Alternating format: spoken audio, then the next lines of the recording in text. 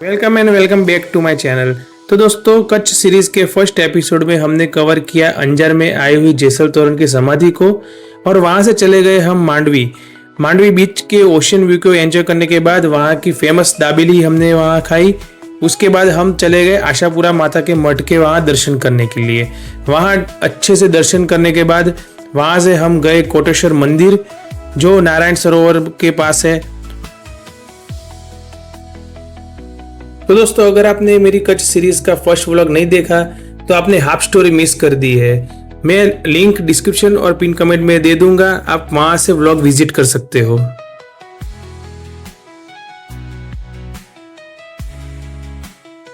तो चलिए दोस्तों, कच्छ सीरीज के सेकंड एपिसोड की शुरुआत करते हैं दूसरे दिन मॉर्निंग के साथ। तो दूसरे दिन मॉर्निंग में हमने तोरण होटल से चेकआउट कर दिया था।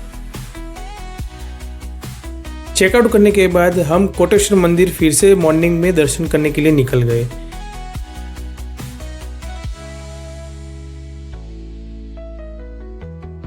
तोरण होटल से कोटेश्वर मंदिर की दूरी लगभग 2 किलोमीटर के आसपास है, और वहां आपको एक साइड पूरा समुद्र ही दिखने को मिलेगा।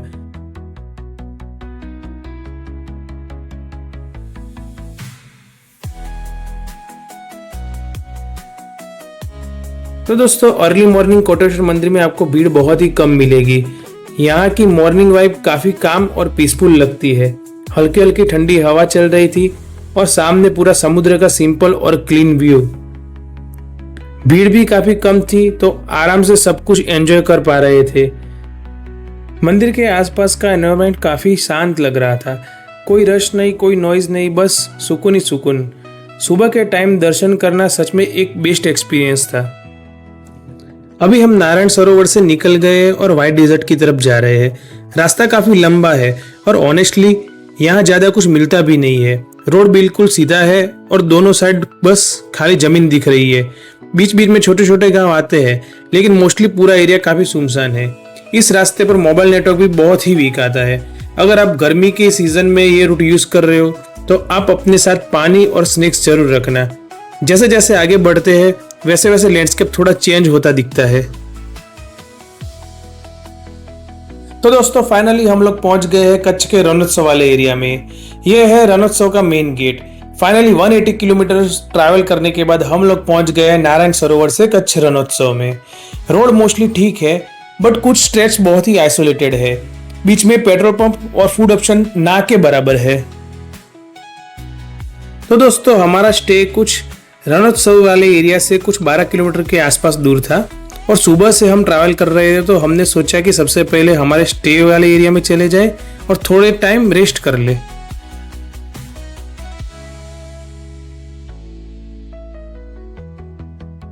तो दोस्तों, कच्छ में आपको थोड़े अलग टाइप के स्टे मिलेंगे। यहाँ आपको मॉडर्न होटल या लग्जरी रूम नहीं है। यहाँ पूरा ट्रेडिशनल टाइप में बना हुआ है। एकदम पुरानी टाइप की झोपड़ी के जैसा सेटअप है।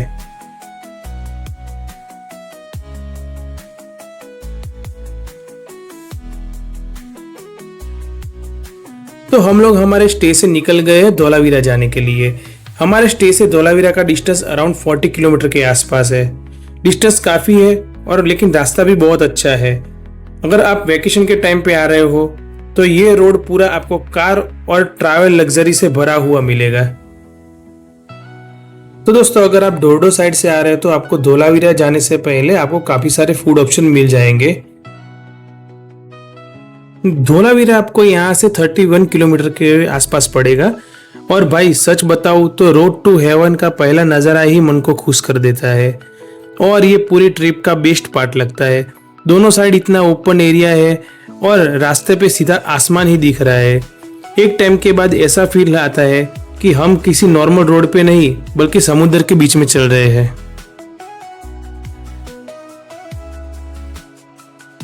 तो दोस्तों, आज हम आ गए हैं ऐसी जगह पे, अगर आपको कोई भी पूछे कि स्वर्ग का रास्ता किधर से जाता है, तो आप डेफिनेटली बोल सकते हो कि धोलावीरा है, जो कच्छ डिस्ट्रिक्ट में है, वहां से स्वर्ग का रास्ता जाता है। आप देख सकते हो कि ये रोड ऑफ हेवन है।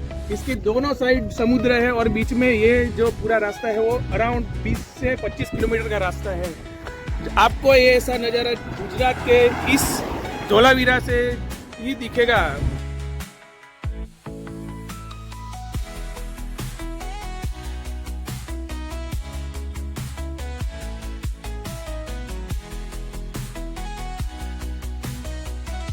रोड टू हेवन कच्छ की सबसे पॉपुलर प्लेस में से एक है और लोगों का एक फेमस वीडियो और फोटो पॉइंट भी है।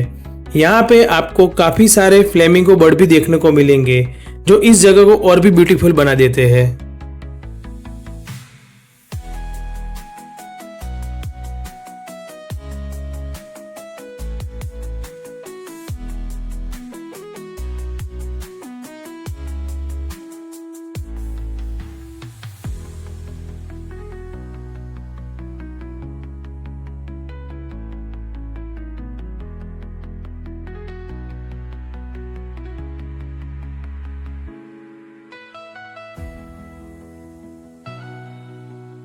धौलावीरा से व्हाइट डेजर्ट की ओर जो रोड स्टार्ट होती है ना, लिटरली लगता है जैसे हिस्ट्री से निकल के नेचर के बीच आ गए हो।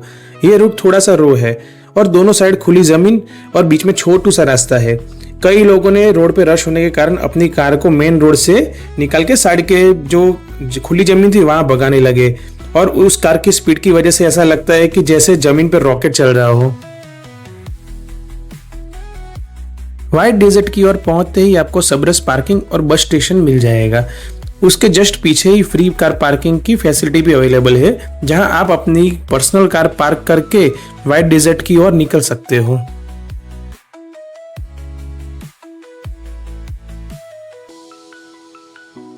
अब सबसे इम्पोर्टेंट बात दोस्तों, व्हाइट डेजर्ट के अंदर ऐसी डायरेक्ट एंट्री नहीं मिलती। यहाँ आने के लिए आपको परमिट लेना पड़ता है।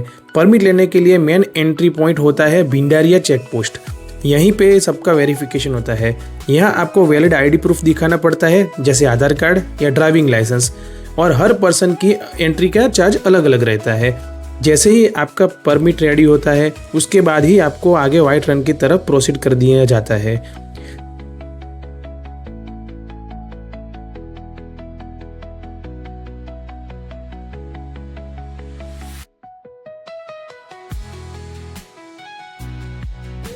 तो दोस्तों आप जैसे देख रहे हैं ये पीछे जो पूरा वाइट है ये है सफेद रन, जिसको लोग व्हाइट डेजर्ट के नाम से भी पहचानते हैं।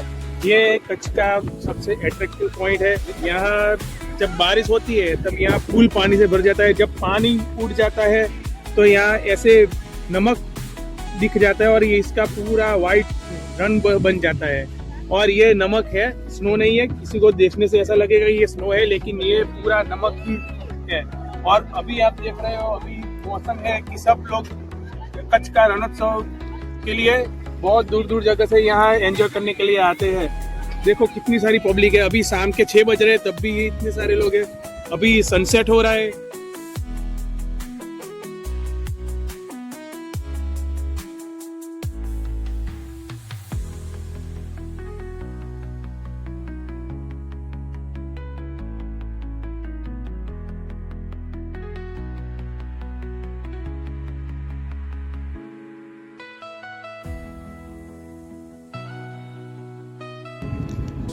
तो दोस्तों अगर आप ये वाइट रन में चल रहे हैं तो आपको बहुत ही ध्यान से चलना पड़ेगा, वरना बहुत ही फिसलन वाला कई एरिया बहुत ही फिसलन वाले होते हैं, तो ध्यान रखना पड़ेगा।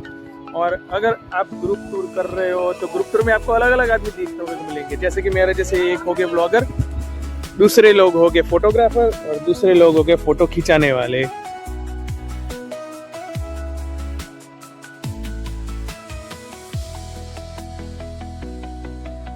एक इम्पोर्टेंट बात, टाइमिंग का भी ध्यान रखना पड़ता है इधर, क्योंकि सनसेट के बाद एंट्री रेस्ट्रिक्टेड हो जाती है, स्पेशली सिक्योरिटी रीजन की वजह से। और हाँ, अगर आप रणोत्सव के टाइम पे आ रहे हो तो प्रोसेस थोड़ा स्मूथ हो सकता है, बट क्राउड काफी ज्यादा रहेगा। पार्किंग एरिया तक गाड़ी ले जा सकते हो, उसके बाद थोड़ा वॉक करके एक्चुअल व्हाइट डेजर्ट में आपको जाना पड़ेगा। और जैसे ही आप पहली बार उस पूरे सफेद रंग पे कदम रखते हो ना, ट्रस्ट में वो मोमेंट कैमरा में कैप्चर हो या ना हो, दिमाग में लाइफ टाइम के लिए कैप्चर हो जाता है। रात होते ही व्हाइट रन ऑफ कच्छ का पूरा सीन कंप्लीटली चेंज हो जाता है। रणोत्सव की लाइट्स, टेंट्स और कल्चर सेटअप रात में और भी ज्यादा ब्यूटीफुल लगने लगते हैं। पूरा एरिया एक फेस्टिवल सिटी जैसा फील देता है।